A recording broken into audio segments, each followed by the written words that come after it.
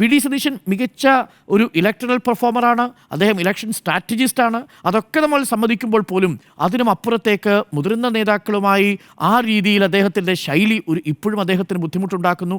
അതുകൊണ്ട് തന്നെ പല നേതാക്കളും അനായാസം രമേശ് ചെന്നിത്തലയോട് ഇടപഴകുന്നത് പോലെ വി.ഡി. സതീശനോട് ഇടപഴകാൻ കഴിയുന്നില്ല. ആ വിശ്വാസ്യത വി.ഡി. സതീശന് വന്നിട്ടില്ല എന്ന് തന്നെയാണ് ഞാൻ ഇപ്പോഴും വിശ്വസിക്കുന്നത്. അതുകൊണ്ട് നിലവിൽ കോൺഗ്രസ് കുടുംബത്തിൽ വി.ഡി.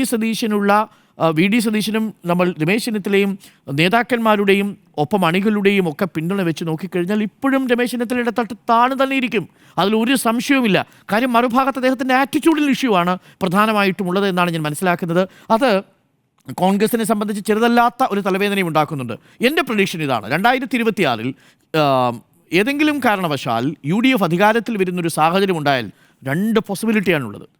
രമേശ് ചെന്നിത്തല മുഖ്യമന്ത്രിയാവുക, സെക്കൻഡ് ഓപ്ഷൻ കെ.സി. വേണുഗോപാൽ മുഖ്യമന്ത്രിയാവുക.